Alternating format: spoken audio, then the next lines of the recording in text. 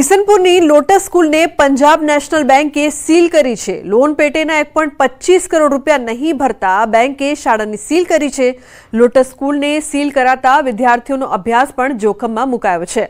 અગાઉ મેજિસ્ટ્રેટે પણ શાળાને લોન ભરપાઈ કરવા ઓર્ડર કર્યો હતો। વારંવારની નોટિસ બાદ પણ રકમની ભરપાઈ ન કરતા બેંકે સ્કૂલને સીલ કરી। શાળાના સંચાલકને ડીઓએ નોટિસ ફટકારી છે। ડીઓએ શાળાને અન્ય જગ્યાએ ખસેડવા માટેની વિગતો મંગાવી છે। જો શાળા વ્યવસ્થા નહીં કરે તો ડીઈઓ અન્ય શાળામાં વિદ્યાર્થીઓને ટ્રાન્સફર કરશે।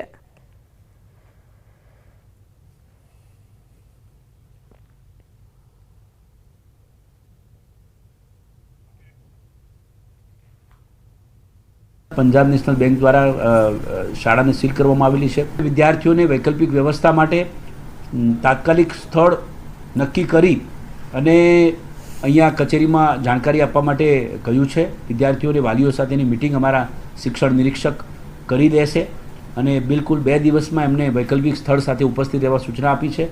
जो तेओ उपस्थित नहीं रहे तो शिक्षको अने विद्यार्थीओनी वैकल्पिक व्यवस्था डीओ कचेरी करी देशे।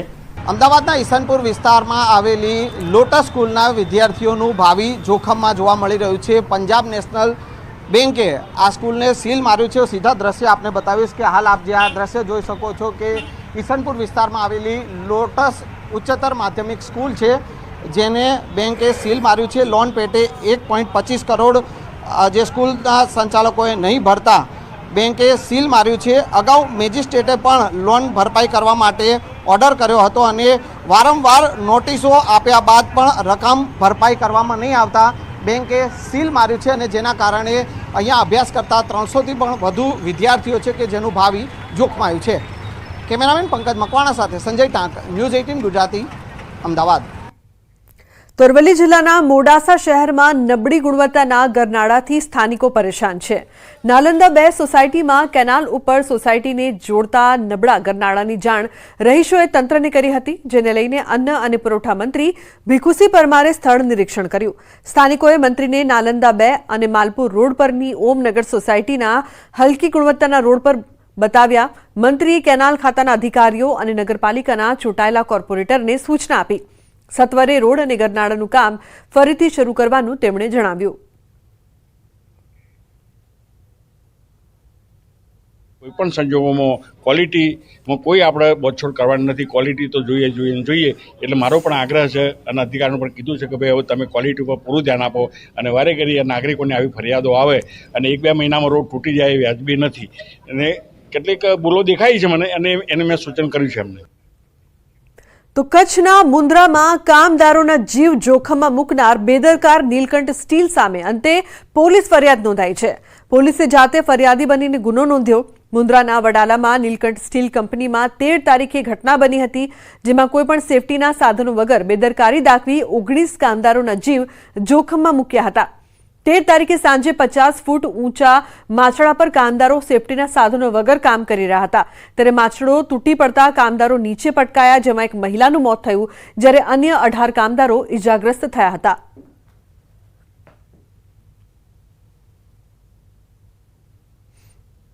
એમની વિરુદ્ધ ગુનો દાખલ કરવામાં આવ્યો છે, જેમાં કંપનીના સેફટી હેડ, પછી ક્લિનિંગ હેડ અને કંપનીના જનરલ મેનેજર આ તમામની વિરુદ્ધ અને બીજા તપાસમાં જે પણ નીકળે એ તમામની વિરુદ્ધ ગુનો દાખલ કરવામાં આવ્યો છે, જેમાં સરકાર તરફે જ પીએસઆઈ શ્રી જાતે ફરિયાદી બનીને સરકાર તરફે ગુનો દાખલ કરવામાં આવ્યો। તો જૂનાગઢ શહેરને મળેલ પ્રથમ ઓવરબ્રિજની ડિઝાઇનને લઈને મામલો ગરમાયો છે। બ્રિજની જૂની ડિઝાઇનમાં ફેરફાર કરી નવી ડિઝાઇન બનાવતા સ્થાનિકોએ વિરોધ કર્યો। બ્રિજની ડિઝાઇન પહેલા એચ આકારની હતી, જેના ઠરાવ કર્યા બાદમાં પદાધિકારીઓ બદલાતા જૂનો ઠરાવ રદ કરી નવી ડિઝાઇન પ્રમાણે એસ આકારના બ્રિજને મંજૂરી આપી। એસ આકારના બ્રિજને જૂની બોડીએ નામંજૂર કર્યો હતો, જેને ફરી મંજૂરી મળતા સ્થાનિકો અને વેપારીઓમાં રોષ જોવા મળ્યો। સ્થાનિકોનું કહેવું છે કે એસ આકારના બ્રિજથી ટ્રાફિક જામની સમસ્યા સર્જાશે, ત્યારે હવે સ્થાનિકોએ પીએમને પત્ર લખીને રજૂઆત કરી છે।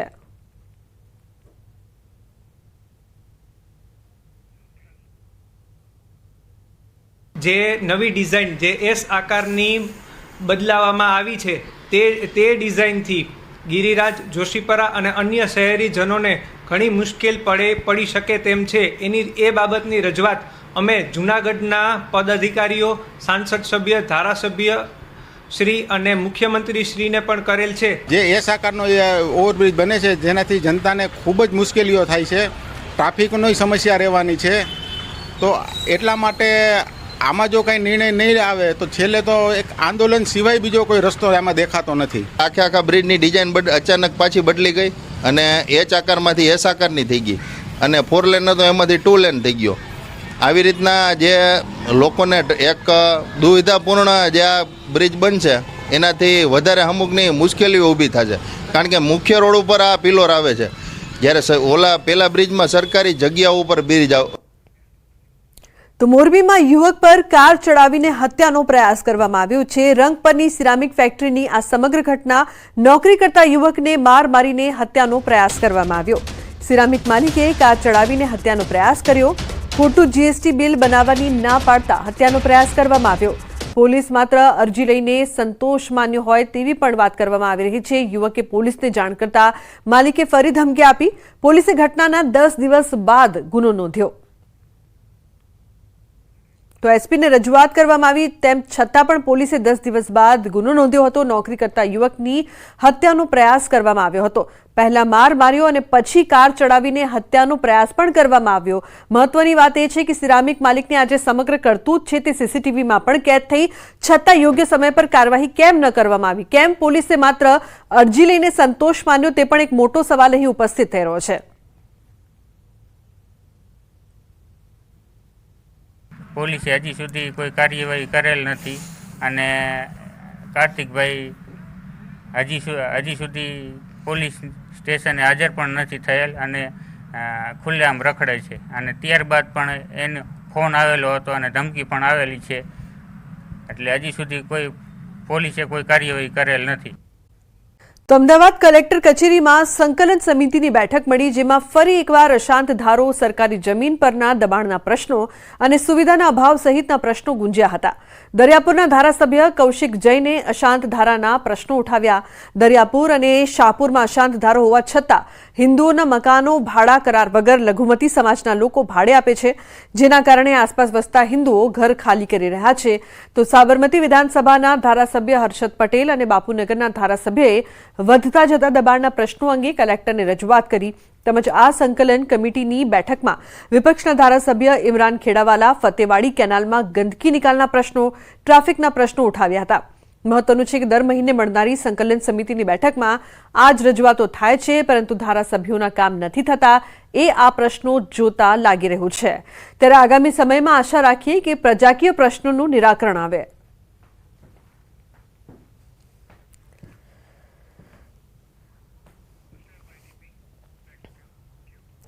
ઈસનપુરની લોટસ સ્કૂલને પંજાબ નેશનલ બેંકે સીલ કરી છે. લોન પેટેના 1.25 કરોડ રૂપિયા નહીં ભરતા બેંકે શાળાની સીલ કરી છે. લોટસ સ્કૂલને સીલ કરાતા વિદ્યાર્થીઓનો અભ્યાસ પણ જોખમમાં મુકાયો છે.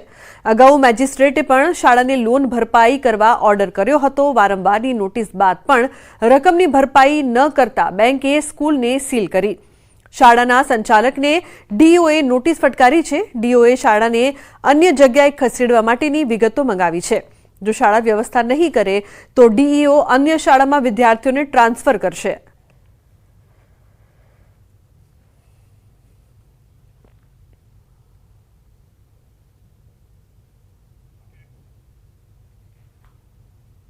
પંજાબ નેશનલ બેંક દ્વારા શાળાને સીલ કરવામાં આવેલી છે. વિદ્યાર્થીઓને વૈકલ્પિક વ્યવસ્થા માટે તાત્કાલિક સ્થળ નક્કી કરી અને અહીંયા કચેરીમાં જાણકારી આપવા માટે કહ્યું છે. વિદ્યાર્થીઓને વાલીઓ સાથેની મિટિંગ અમારા શિક્ષણ નિરીક્ષક કરી દેશે અને બિલકુલ 2 દિવસમાં એમને વૈકલ્પિક સ્થળ સાથે ઉપસ્થિત રહેવા સૂચના આપી છે. જો તેઓ ઉપસ્થિત નહીં રહે તો શિક્ષકો અને વિદ્યાર્થીઓની વૈકલ્પિક વ્યવસ્થા ડીઓ કચેરી કરી દેશે.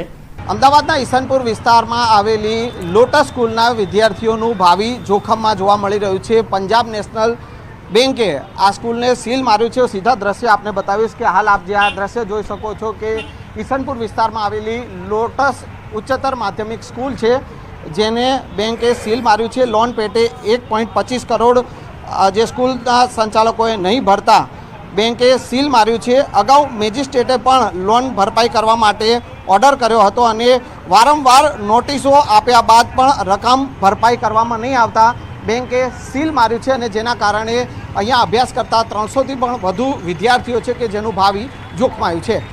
કેમેરામેન પંકજ મકવાણા સાથે સંજય ટાંક, ન્યૂઝ 18 ગુજરાતી, અમદાવાદ। તો અરવલ્લી જિલ્લાના મોડાસા શહેરમાં નબળી ગુણવત્તાના ગરનાળાથી સ્થાનિકો પરેશાન છે।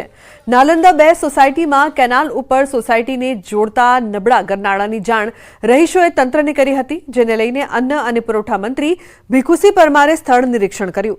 સ્થાનિકોએ મંત્રીને નાલંદા 2 અને માલપુર રોડ પરની ઓમનગર સોસાયટીના હલકી ગુણવત્તાના રોડ પર બતાવ્યા। મંત્રીએ કેનાલ ખાતાના અધિકારીઓ અને નગરપાલિકાના ચૂંટાયેલા કોર્પોરેટરને સૂચના આપી। સત્વરે રોડ અને ગરનાળાનું કામ ફરીથી શરૂ કરવાનું તેમણે જણાવ્યું।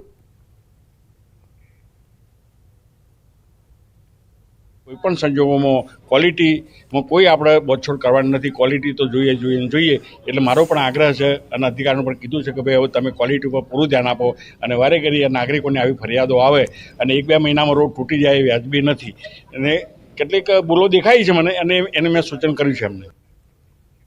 તો કચ્છના મુન્દ્રામાં કામદારોના જીવ જોખમમાં મૂકનાર બેદરકાર નીલકંઠ સ્ટીલ સામે અંતે પોલીસ ફરિયાદ નોંધાઈ છે।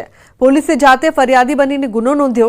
મુન્દ્રાના વડાલામાં નીલકંઠ સ્ટીલ કંપનીમાં 13 તારીખે ઘટના બની હતી, જેમાં કોઈપણ સેફટીના સાધનો વગર બેદરકારી દાખવી 19 કામદારોના જીવ જોખમમાં મૂક્યા હતા।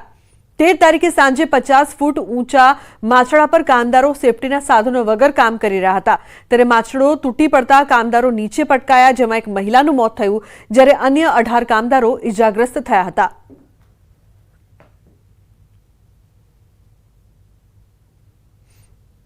એમની વિરુદ્ધ ગુનો દાખલ કરવામાં આવ્યો છે, જેમાં કંપનીના સેફટી હેડ, પછી ક્લિનિંગ હેડ અને કંપનીના જનરલ મેનેજર આ તમામની વિરુદ્ધ અને બીજા તપાસમાં જે પણ નીકળે એ તમામની વિરુદ્ધ ગુનો દાખલ કરવામાં આવ્યો છે, જેમાં સરકાર તરફે જ પીએસઆઈ શ્રી જાતે ફરિયાદી બનીને સરકાર તરફે ગુનો દાખલ કરવામાં આવ્યો। તો જૂનાગઢ શહેરને મળેલ પ્રથમ ઓવરબ્રિજની ડિઝાઇનને લઈને મામલો ગરમાયો છે। બ્રિજની જૂની ડિઝાઇનમાં ફેરફાર કરી નવી ડિઝાઇન બનાવતા સ્થાનિકોએ વિરોધ કર્યો। બ્રિજની ડિઝાઇન પહેલા H આકારની હતી, જેના ઠરાવ કર્યા બાદમાં પદાધિકારીઓ બદલાતા જૂનો ઠરાવ રદ કરી નવી ડિઝાઇન પ્રમાણે S આકારના બ્રિજને મંજૂરી આપી। S આકારના બ્રિજને જૂની બોડીએ નામંજૂર કર્યો હતો, જેને ફરી મંજૂરી મળતા સ્થાનિકો અને વેપારીઓમાં રોષ જોવા મળ્યો। સ્થાનિકોનું કહેવું છે કે S આકારના બ્રિજથી ટ્રાફિક જામની સમસ્યા સર્જાશે, ત્યારે હવે સ્થાનિકોએ પીએમને પત્ર લખીને રજૂઆત કરી છે।